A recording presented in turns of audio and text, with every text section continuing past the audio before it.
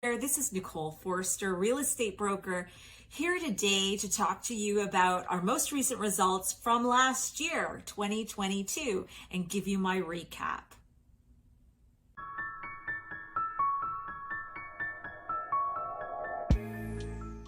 Thanks for joining me today for my 2022 real estate recap for the Greater Toronto Area.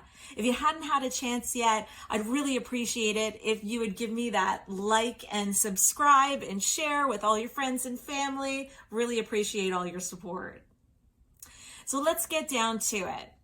2022 was a really interesting year and definitely a bit of a roller coaster. Let's do a bit of a recap here for you. We'll start with our overall numbers. So overall, sales were down 38.2% in 2022 year over year. Our new listings were down 8.2% from 2021. And our average price was actually up 8.6% to $1,189,000 for the average price of a home in the Greater Toronto Area from $1,095,000 in 2021. Why would this be? Sales are down, new listings are down, but average price is still up. Well, let's have a chat about what actually happened during 2022. So a lot of what we're seeing as far as the price increase overall is coming from the first couple of months in 2022.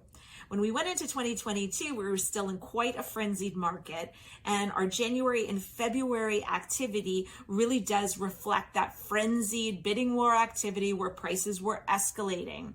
And we recognize that February 2022 was the peak of our market in 2022 for number of sales and for price.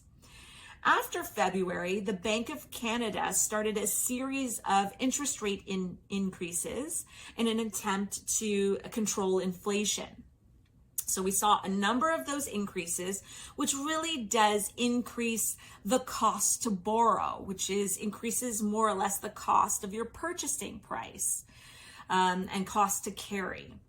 So the Bank of Canada throughout 2022 raised its overnight lending rate, and keep in mind that overnight lending rate is what they charge our banks for borrowing money from them. In turn, the banks will add their spread onto it, and they come up with what's called prime lending rate, which is often what we see secured line of credits at and things of that nature. It's what the bank is willing to lend to its AAA clients.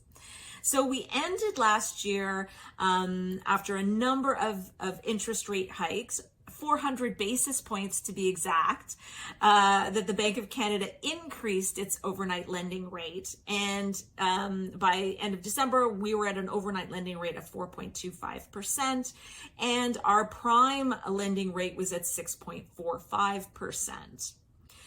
So as a result of that, from February probably to the late summer, we did see prices decrease a fair amount. And then from the summer on to the end of December, prices flattened out a fair bit. But overall, once again, we were up 8.6% in average price. So going into January now, where are we in 2023? Well, Bank of Canada is set to meet again on January 25th. There is speculation from a number of economists that they may increase the rate by another 0.25% at some point this year, if not this meeting, perhaps in the next couple of months. But after that, it's generally agreed that we think that we will see a pause, and as we go towards the end of the year, that they may actually start to decrease that rate. So we'll just have to wait and see on January 25th if they decide to pause now, or if they're going to give us one more interest rate hike before they take that pause and then possibly decrease the rate. What I'm going to say to you is if you have a mortgage renewal coming up in the next 180 days, or if you are planning to buy or sell a home in the next 180 days, it would be a wise move to consult with a mortgage broker or your preferred lender to secure a rate for yourself. Do a rate lock, which they can do for 180 days to ensure that the rate that you have is the lowest possible. And of course, I have preferred lenders and brokers that I work with. If you don't have someone that you prefer, I'd be happy to connect you with my preferred lenders so that they could accommodate you with that no obligation rate lock. It's just going to be in your best interest if you have these goals in mind.